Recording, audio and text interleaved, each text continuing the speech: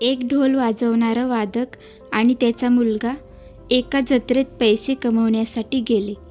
आपापली वाद्ये वाजवून त्यांनी लोकांना आनंद दिला. त्यांच्या वादनावर खुश होऊन लोकांनी त्यांना भरपूर पैसा दिला. दोघेही खुश झाले.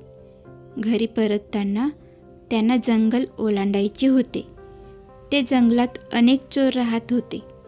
मुलगा विचार करतो की आपण जंगलात अशा पद्धतीने ढोल वाजवू की चोर आवाजानेच घाबरतील.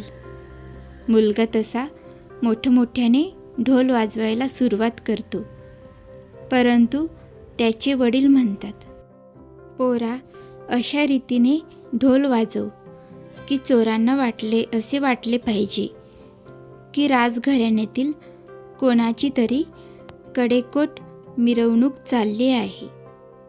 मुलगा वडिलांच्या सल्ल्याकडे दुर्लक्ष करून पहिल्यासारखेच ढोल वाजवायला सुरुवात करतो. त्या ढोलाचा आवाज ऐकताच चोरांना समजते की ही मिरवणूक चालली नाही. चोर दोघांवर हल्ला करून त्यांना लुटतात. वडिलांना खूप राग येतो. ते म्हणतात, बघ, तू जर माझं ऐकलं असतंस. तर मुलगा शरमेने मान खाली घालतो. तुम्हाला ही गोष्ट आवडली असेल तर चॅनलला लाईक करा आणि सबस्क्राईब करा. धन्यवाद.